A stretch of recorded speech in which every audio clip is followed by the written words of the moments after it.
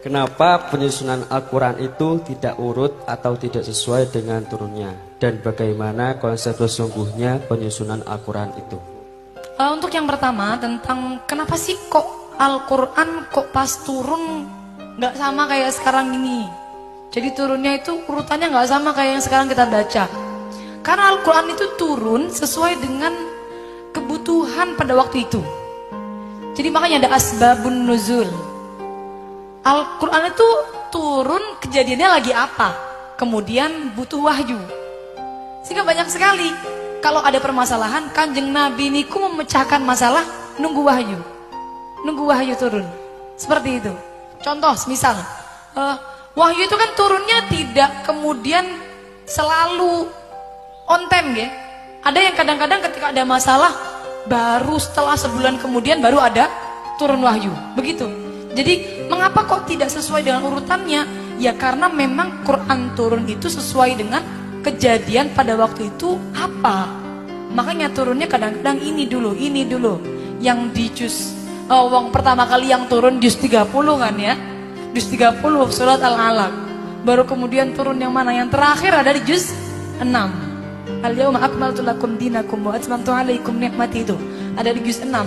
Dan kemudian setelah Kanjeng Nabi ini mendapatkan keseluruhan Al-Quran, penyusunan Al-Quran dari juz 1 sampai juz 30 seperti yang sudah kita baca sekarang ini, ketika masa Kanjeng Nabi, kemudian makanya Kanjeng Nabi itu punya tim pembukuan Al-Quran, tim penulisan Al-Quran yang kemudian ditulis di pelepah-pelepah kurma itu. Termasuk timnya adalah sahabat Zaid bin Thabit. Karena memang sekretarisnya Kanjeng Nabi pada waktu itu, sahabat Zaid bin Thabit. Jadi kalau ditanya urutan Al-Quran seperti yang kita dapat sekarang, dimulai dengan surah Al-Fatihah, di akhir dan An-Nas, itu sejak kapan? Sejak Kanjeng Nabi. Sejak Kanjeng Nabi. Meskipun di zaman Nabi itu belum terbukukan menjadi satu mushaf, tapi sahabat kalau setoran dengan Kanjeng Nabi sudah runtut sama al-ardu al-akhirah.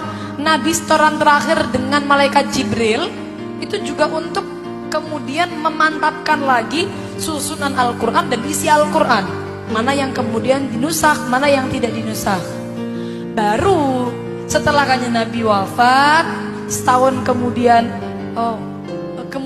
di masa selanjutnya Khalifah Abu Bakar, pada waktu itu banyak sahabat yang meninggal yang hafal Quran ketika dikirim ke Yaman, banyak yang syahid. Akhirnya sahabat Abu Bakar ini takut kehabisan para ahli Quran, kepunahan Al-Quran, karena pada waktu itu Al-Quran belum dibukukan satu mushaf dan hanya disimpan di hafalan-hafalan para sahabat.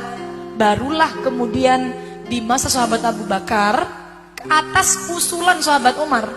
Jadi sebenarnya ini usulan sahabat Umar untuk membukukan Al-Quran. Awalnya sahabat Abu Bakar gak mau. Baru kemudian sahabat Umar usulkan lagi.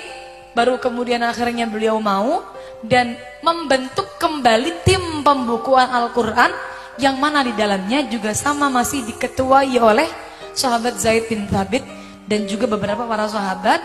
Dibukukan dari mulai surat Al-Fatihah sampai An-Nas seperti yang kita tahu sekarang. Lah ini disimpan di Sayyidah Hafsah. Setelah dibukukan disimpan di Sayyidah Hafsah, ya karena ada beberapa hal tidak mungkin disimpan di Sayyidah Aisyah, karena untuk menghindari adanya fitnah, nepotisme ya namanya, untuk menghindari adanya nepotisme, karena kan pada waktu yang menjabat sahabat Abu Bakar, jadi biar tidak dikira apa-apa disimpan di Sayyidah Hafsah.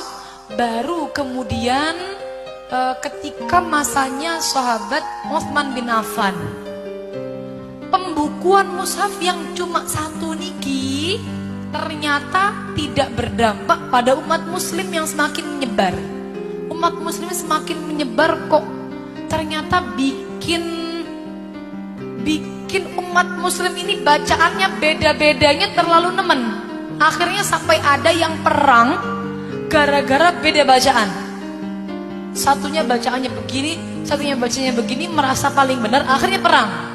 Oleh karenanya maka dari itu sahabat Utsman kemudian kembali lagi membentuk tim pembukuan Quran dengan mengacu pada sahabat mushaf yang dibawa Sayyidah Hafsah dibukukan menjadi beberapa mushaf.